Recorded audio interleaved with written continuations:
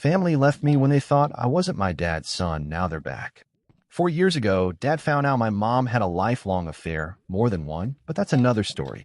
He knew about a couple of affairs she had in the past and forgave her, hanging in there for the kids, moving on, yada yada. But that time, 4 years ago, he found out me and my two siblings might not be his kids, considering time of affair. This was the first time we all heard of moms. Well, everything really. There was a whole DNA thing, and it turned out my siblings were my dad's, and I was not. Cool, right? So Dad leaves Mom, divorces her, moves out, takes both my siblings with him. Not me, though. I stay behind with Mom, who hits a new low finding herself alone, and we both become pretty much outcasts as far as most of the family is concerned. My older brother was particularly mean to me. We were really tight before, and the shit he did to me, I swear, had I been bigger at the time, I would have punched him hard, more than once. I don't want to get into details because I can't since I could be recognized. But stuff happened and I got DNA again, and as it turns the fuck out, DNA number 1 was messed up and I am my dad's kid. Now, I don't need legal advice on this. Grandpa is the man, always had my back, we got a lawyer, and are looking to settle. But Dad wants back in my life.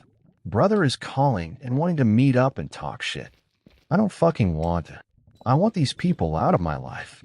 Mom already forgave everyone. She is going on a date with my dad and I feel sick, but not my business, right? I wish them both good fucking luck, but I want none of it. Only nobody leaves me be. I keep hearing that they're family, and I ought to hear them out and give them a chance or I'll regret it later, and that the only reason I won't talk to them is because I'm a teen and stupid or some other shitty explanation. I've been really annoyed lately because a lot of people around me keep saying I'm a crazy teen, and I'll regret it. But Grandpa made a point that I need to stop trying to decide how I'll feel in the future. Cause truth is you can never know. You have to make decisions now, based on feelings and info you have now, not based on feelings and info you might have later. Right now, I am disgusted by Dad and brother. I want nothing to do with them. I don't trust them, and even think there is a chance they might be doing this, reaching out, just for optics and money. If my feelings change, I will deal with that when they do. Cross the bridge when I get to it and all. I wasn't really going to post an update on this, because I don't see the point. My story is kinda over. But something happened yesterday, and I wanted to share. So I decided to stand by my fuck no, I don't want to talk to them. I'll be moving to another city soon and decided to change my number. Grandpa is the only one who will be having the new one. I asked him not to share, and I know he won't. He is a retired cop, so he's really badass and has zero patience for bullshit. My new number is safe. He called my mom and told her that, from now on, if anyone wanted to reach me, they'd have to go through him. So Mom showed up at his place. I've been living with him for a while and tries to talk to me, but Grandpa says she has to talk to him first so he can decide whether she is allowed to talk to me or not. Lol, so Mom goes insane and starts telling him that it's none of his business and that this is between me and my dad.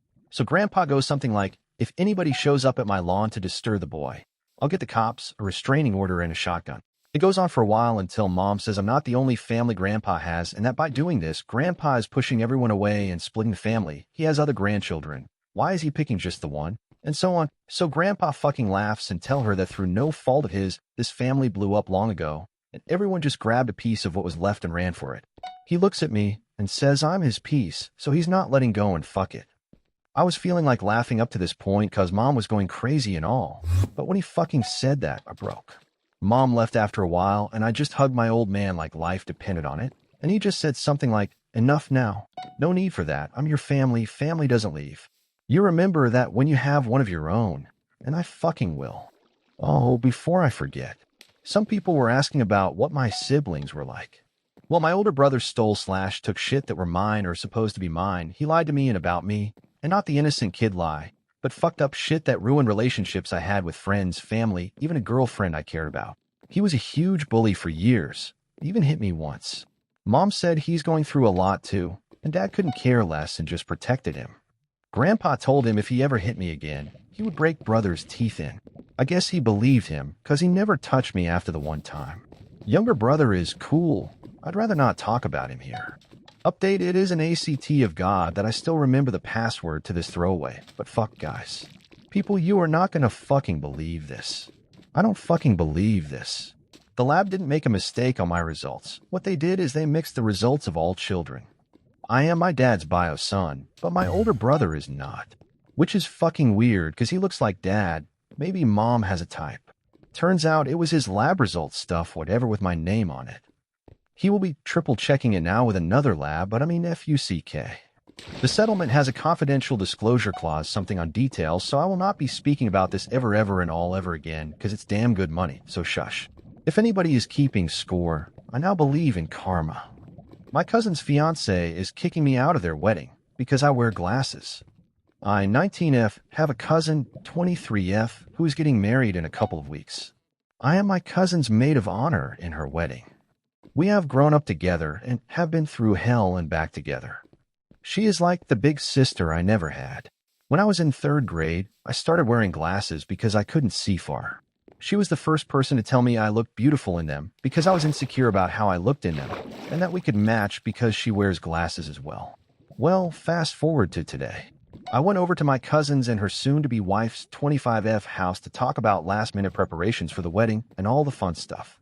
When we started talking about pictures of the wedding, this is where Jordan, my cousin's fiancé, told me that I should take off my glasses for the wedding and wear contacts because she doesn't want them to ruin her wedding photos, and that I would look like an outcast and all the attention will be drawn to me if I'm the only one wearing glasses.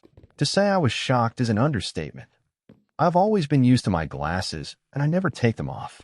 I personally don't want to use contacts because it's so much work, and I am a forgetful person and might end up sleeping with them on or something like that. I told Jordan that I wouldn't be comfortable with it and that contacts cost money since I would have to get them in my prescription, which would take a while.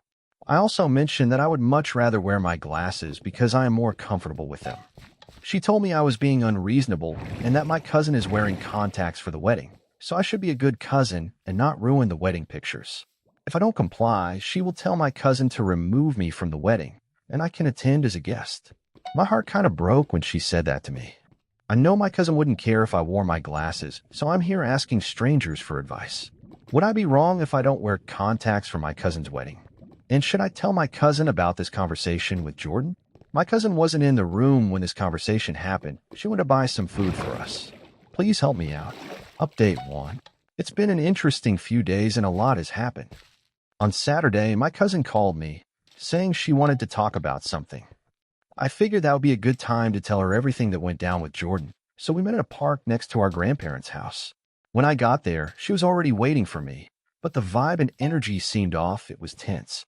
I sat down in front of her in 30 seconds, but it felt like forever. Then my cousin finally spoke, with tears running down her face, asking me why I wanted to drop out of the wedding and no longer be her maid of honor.